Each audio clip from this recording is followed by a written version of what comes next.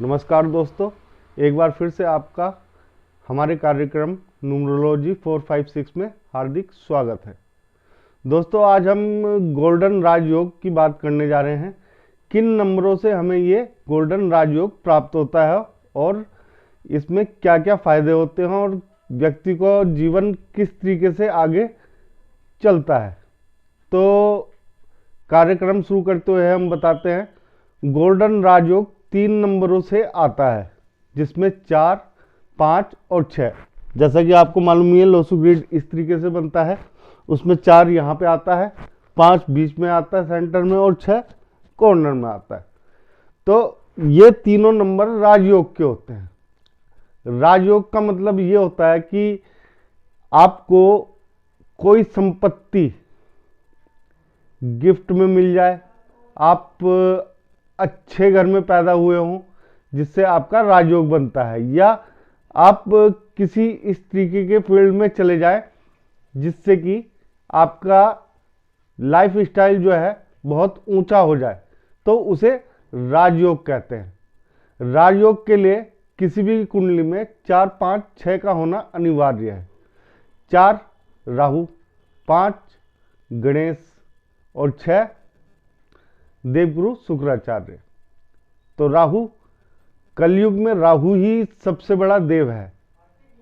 ठीक है, देव किस तरीके से, ये कलयुग के देव है राहु, क्योंकि जो संपत्ति मिलती है, जो कुछ मिलता है वो इनके थ्रू मिलता है। दूसरा 5 नंबर बुध ग्रह का है, यानी गणेश जी का है, इससे बुद्धि मिलती है। 6 नंबर दैत्य गुरु शुक्राचार्य का है, जिससे कि हमें जीवन में हर तरह का भोग विलास और जो हमें साधन चाहिए होते हैं अच्छी लाइफ जीने के, वो सब 6 नंबर हमें दिलवाता है। तो इस तरीके से ये 4, 5, 6 मिलकर राजयोग बनते हैं। 4, 5, 6 गोल्डन राजयोग। लेकिन बहुत कम लोगों को मालूम है कि इसके साथ एक नंबर और है जिसका होना अनिवार्य है, जिसकी वजह से ये राजयोग में 4 चांद लग जाते हैं। वो दूसरा नंबर जो अलग से होना चाहिए कुंडली में, वो है 2 नंबर। 2 नंबर यानी चंद्र का 2 नंबर होने से ये जो राजयोग बनता है, इसमें 4 चांद लग जाते हैं। 4 चांद से मतलब ये है कि ये अपने आप में संपूर्ण होता है। कई लोग कहते हैं कि खाली 4, 5, 6 से ही राजयोग आता है, लेकिन नहीं दोस्तों। अगर आपके पास 4, 5, 6 और 2 अंक नहीं है, तो ये राजयोग जो है आपका कहीं ना कहीं मिस हो जाता है। ठीक है, पृथ्वी तत्व में 2 अंक का होना अनिवार्य है, तभी ये राजयोग पूर्ण कहलाता है। इसमें अगर 2 अंक आता है, वो चंद्र का अंक होता है। चंद्र यानी मन का कारक। ठीक है, तो इस तरीके से वैसे मेन नंबर 4, 5, 6 है, एक सपोर्टिव नंबर 2 है। ये नंबर आपकी कुंडली में है तो ये समझिएगा कि आपका 100% राजयोग है। उसे कोई मिटा नहीं सकता, उसे कोई झुका नहीं सकता, ना उसे कोई बदल सकता है। हाँ, आप अपनी कुछ आदतों की वजह से इस राजयोग को खत्म कर सकते हैं। आदतें राहु और दैत्य गुरु शुक्राचार्य, ये दोनों आपकी बुद्धि हरने का काम करते हैं, जिससे आपका राजयोग खत्म भी हो सकता है।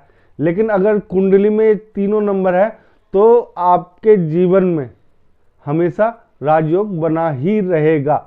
दूसरी बात, जिसकी कुंडली में 4, 5, 6 आ जाता है, तो उसे कभी भी किसी को उधार नहीं देना चाहिए पैसा, क्योंकि उसका दिया हुआ पैसा उसके पास लौट कर नहीं आता है।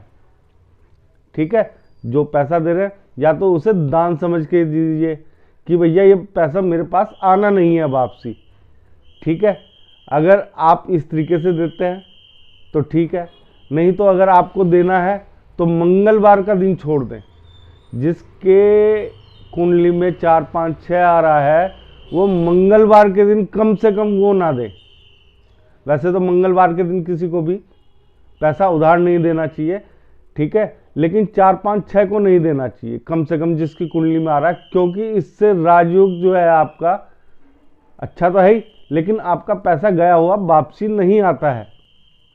तो दोस्तों आज के लिए हमारी जो कार्यक्रम था उसमें हमने यही बताने की कोशिश करी कि राजयोग किन नंबरों से आता है।